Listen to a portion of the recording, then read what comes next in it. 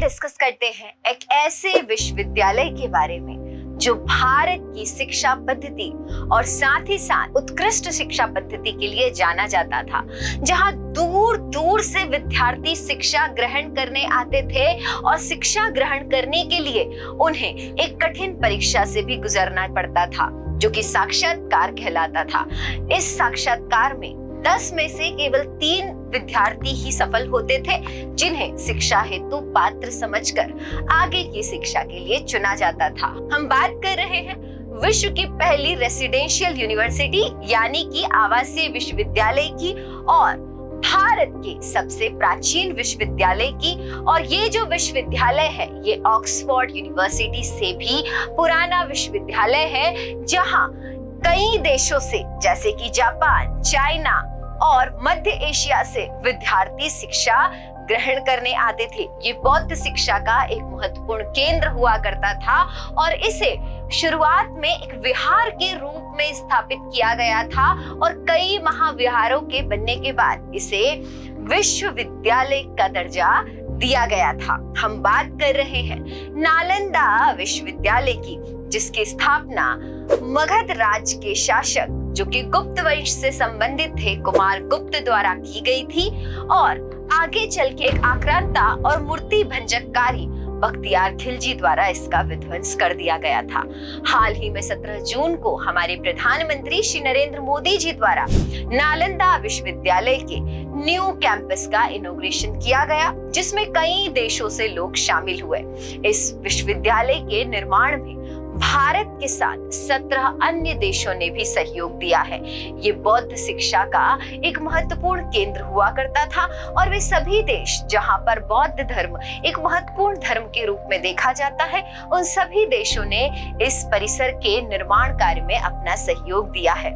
आज के वीडियो में हम डिस्कस करेंगे नालंदा विश्वविद्यालय की पृष्ठभूमि से लेकर आज तक के कालक्रम को। देखिए, नालंदा विश्वविद्यालय की स्थापना हुई थी एक विहार के रूप में और इस विहार को स्थापित करने का कार्य किया गुप्त वंश के शासक कुमार गुप्त ने और ये काल था 5वीं सदी का काल, यानी 5वीं शताब्दी के दौर में इसका निर्माण किया गया। इसके उपरांत अन्य वंश के शासकों जैसे कि कन्नौज के शासक हर्षवर्धन ने इसके अंतर्गत छठे विहार का निर्माण करवाया और इस विहार को अंतरराष्ट्रीय पहचान दिलाने का कार्य किया गया बंगाल के राजा देवपाल और धर्मपाल के द्वारा।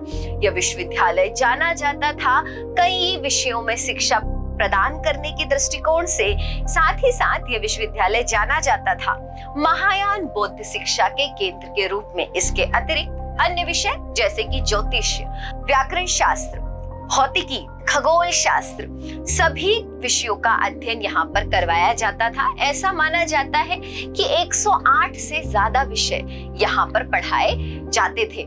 यहाँ पर विद्यार्थियों के रहने के लिए एक उत्तम व्यवस्था की गई थी, जिसके अंतर्गत प्रत्येक विद्यार्थी को अपना एक सेपरेट रूम यानी कि खुद का कक्ष मिलता था।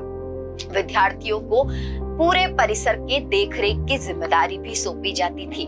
विश्वविद्यालय में ऐसा माना जाता है कि 10,000 से अधिक विद्यार्थी और 1500 से ज्यादा आचार्य हुआ करते थे जो शिक्षा प्रदान करने का कार्य करते थे। विश्वविद्यालय की बात करें तो विश्वविद्यालय एक विस्तृत क्षेत्र में फैला हुआ था और यहाँ की सबसे अनूठी चीज थी यहाँ का पुस्तकालय। ऐसा माना जाता है कि इस पुस्तकालय में 3 लाख से ज्यादा पुस्तकें रखी हुई थी, जो भविष्य निर्माण हेतु बहुत ही उपयोगी हुआ करती थी। पर एक समय ऐसा आया कि इस विश्वविद्यालय और यहाँ की शिक्षा पद्धति पर एक आक्रांताकारी ने अपनी बुरी नजर डाली और इसे विध्वंस कर दिया। हम बात कर रहे हैं आक्रांताकारी बख्तियार खिलजी की, जिसने विध्वंस किया और जिसने नष्ट किया, जिसने विनाश किया नालंदा विश्वविद्यालय का। देखिए, हुआ यूं कि नालंदा विश्वविद्यालय जाना तो जाता था एक शिक्षा के केंद्र के रूप में, पर यहाँ पर जो आचार्य थे वो मूर्ति पुजारी थे और यहाँ पर महायान बौद्ध धर्म एक महत्वपूर्ण धर्म के रूप में देखा जाता था, चूंकि यह महायान बौद्ध शिक्षा का केंद्र हुआ करता था। पर कुछ ऐसा होता है कि बख्तियार खिलजी की तबीयत अचानक से खराब हो जाती है और कई मौलाना मौलवी उनका इलाज कर रहे होते हैं, पर बख्तियार खिलजी के स्वास्थ्य में किसी भी प्रकार का सुधार नहीं हो पा रहा होता है। तभी उनके परिचित नालंदा विश्वविद्यालय का भ्रमण करते हैं और वे देखते हैं कि यहाँ के आचार्यों बहुत ज्यादा ज्ञान है और वे बख्तियार खिलजी का इलाज करने का सामर्थ्य रखते हैं। बख्तियार खिलजी को उन्होंने इसके बारे में सूचना दी कि आप अपना इलाज नालंदा विश्वविद्यालय के आचार्यों से कराइए। इस समय नालंदा विश्वविद्यालय के कुछ महत्वपूर्ण आचार्य थे, जैसे कि आचार्य शीलभद्र, आचार्य शक्तिमती, आचार्य गुणमती, आचार्य राहुल श्रीभद्र। इन्हीं में से जो चिकित्सा विभाग के प्रमुख थे, आचार्य राहुल श्रीभद्र, इनके द्वारा बख्तियार खिलजी का इलाज किया जाए, ऐसा उनके परिचित चाहते थे और ऐसा ही सुझाव उन्होंने बख्तियार खिलजी को दिया। पर बख्तियार खिलजी ने कहा कि मैं काफिरों से अपना इलाज नहीं करवाऊंगा। नालंदा विश्वविद्यालय के आचार्य मूर्ति की पूजा करते हैं, वे मूर्ति पुजारी हैं, मैं मूर्ति पुजारियों का विरोध करता हूँ और इसलिए उन्होंने इस इलाज से सीधे ही नकार दिया। पर उनके परिचित ने उन्हें एक दूसरा सुझाव दिया कि चलिए आप उनसे इलाज मत करवाइए, तो आप एक काम कीजिए कि आप रोज कुरान का एक पन्ना पढ़िए। वे इस बात पर राजी हुए और बख्तियार खिलजी रोज कुरान का एक पन्ना पढ़ने लगे। धीरे धीरे उनके स्वास्थ्य में सुधार होने लगा, वे ठीक हो गए। तब उन्हें पता चला कि जो कुरान वो पढ़ रहे थे उसके पन्नों पर एक दवा लगी थी और ये दवा लगाई गई थी आचार्य राहुल श्रीभद्र के द्वारा, ताकि बख्तियार खिलजी का स्वास्थ्य ठीक हो जाए। जब बख्तियार खिलजी को इस बारे में जानकारी लगी तो वे आक्रोश में आ गए और द्वेष के साथ उन्होंने नालंदा विश्वविद्यालय पर हमला बोल दिया। इस समय ऐसा माना जाता था कि शिक्षा केंद्रों पर हमला नहीं हुआ करता था, क्योंकि नालंदा विश्वविद्यालय शांति और शिक्षा का प्रतीक था। इसीलिए जब असंख्य घोड़ों और सेना के साथ बख्तियार खिलजी नालंदा विश्वविद्यालय के चारों ओर अपनी सेना को लेकर पहुंच गया, नालंदा विश्वविद्यालय के शिष्यों और आचार्यों को इस बात की भनक भी न लगी। वे अपनी असंख्य सेना के साथ नालंदा विश्वविद्यालय के परिसर के अंदर आ पहुंचे।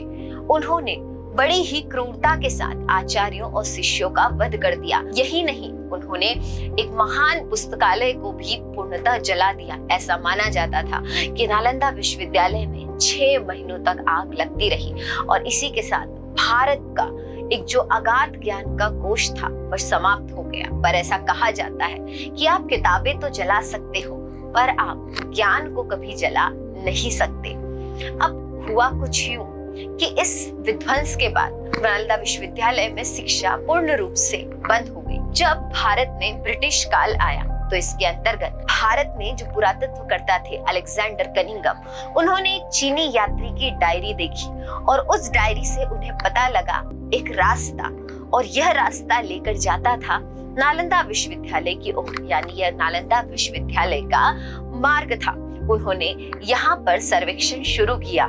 शुरुआत में उन्हें कुछ मिला नहीं, फिर उन्हें खुदाई के समय कुछ ईंटें दिखाई दी। ये ईंटें माना गया कि 5वीं शताब्दी से संबंधित है और फिर खुदाई कार्यक्रम शुरू किया गया और इसी के साथ पुनः नालंदा विश्वविद्यालय की खोज हुई। पर ऐसा माना जाता है कि विद्यालय के संपूर्ण क्षेत्रफल का मात्र 10 से 20% ही इस सर्वेक्षण से मिल पाया। उसके उपरांत वर्ष 2010 में भारत सरकार भी एक विधेयक लेकर आई कि हम नालंदा विश्वविद्यालय का एक नया परिसर स्थापित करेंगे। वर्ष 2016 में हमारे प्रधानमंत्री श्री नरेंद्र मोदी जी द्वारा नालंदा विश्वविद्यालय के क्षेत्र की पुनः खुदाई प्रारंभ की गई और वर्ष 2024 में नालंदा विश्वविद्यालय का नया कैंपस बन चुका है, जो भारत के इतिहास और शिक्षा दोनों की दृष्टि से एक महत्वपूर्ण स्थल के रूप में देखा जाता है। यह शिक्षा के केंद्र होने के साथ ही साथ भारत के इतिहास और भारत के गौरव का एक महत्वपूर्ण स्थल है।